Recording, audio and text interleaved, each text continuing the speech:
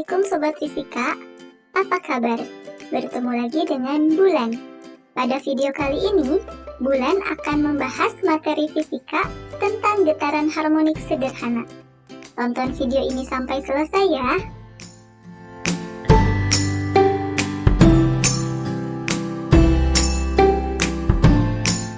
Pernahkah Sobat Fisika bermain ayunan?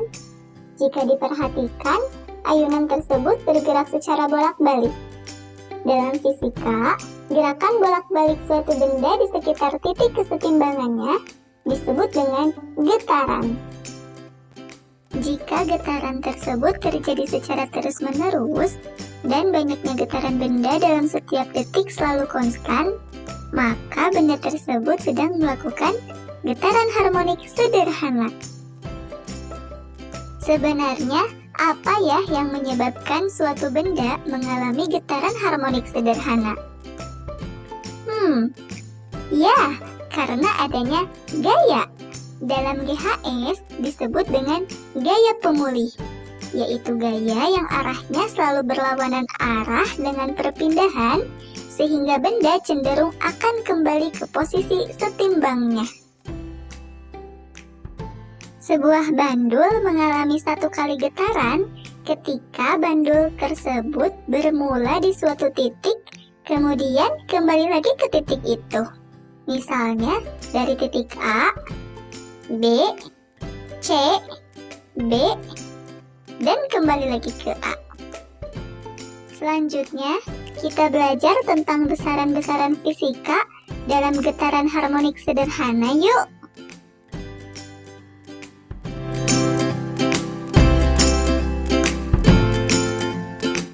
Yang pertama adalah periode.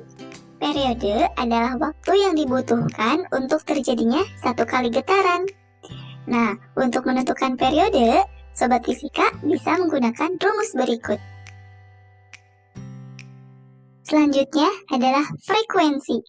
Frekuensi itu kebalikan dari periode, yaitu banyaknya getaran yang terjadi dalam satu detik. Untuk menentukan frekuensi, Sobat Fisika bisa menggunakan rumus berikut. Selanjutnya, frekuensi sudut atau omega.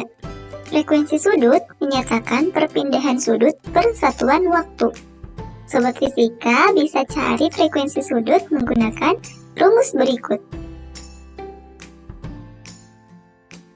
Yang keempat adalah simpangan. Simpangan adalah jarak suatu titik dari titik kesetimbangan.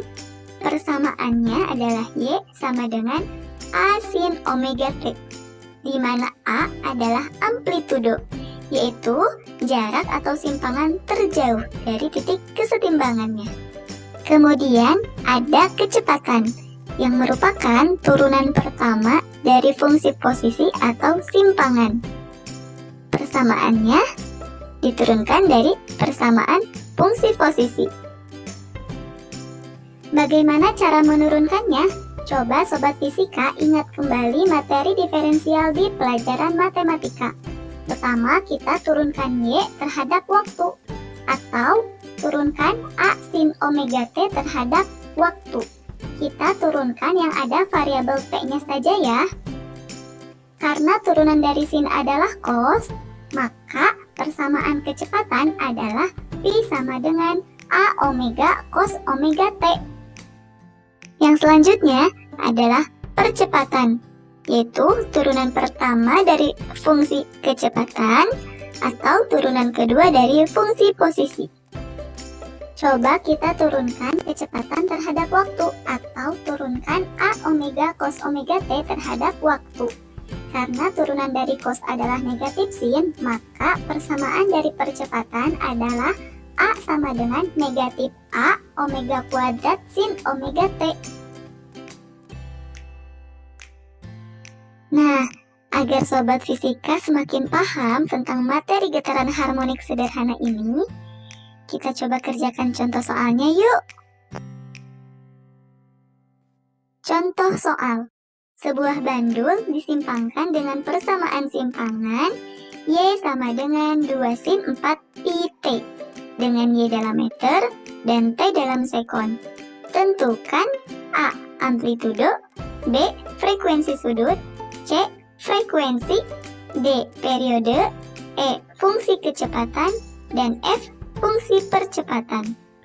Untuk menjawab soal tersebut, Sobat Fisika harus mengingat kembali persamaan umum simpangan pada getaran harmonik sederhana, yaitu Y sama dengan A sin omega T. Dengan membandingkan persamaan tersebut dengan persamaan yang ada di soal, maka dapat diketahui bahwa A. Amplitudo atau A sama dengan 2 meter. B. Frekuensi sudut atau omega sama dengan 4 V radian per sekon. Selanjutnya, untuk mencari frekuensi, Sobat Fisika bisa menggunakan rumus omega sama dengan 2 VF. Maka F sama dengan omega per 2 V, sama dengan 4 Pi per 2 Pi, sama dengan 2 Hz. Untuk mencari periode, Sobat Fisika bisa menggunakan hubungan antara periode dengan frekuensi, yaitu T sama dengan 1 per F, sama dengan 1 per 2, sama dengan 0,5 sekon. Untuk menentukan fungsi kecepatan, maka kita bisa menggunakan persamaan V sama dengan A omega cos omega T. Dengan A 2 dan omega 4pi, maka kita peroleh V sama dengan 8pi cos 4pi T. Yang terakhir adalah fungsi percepatan.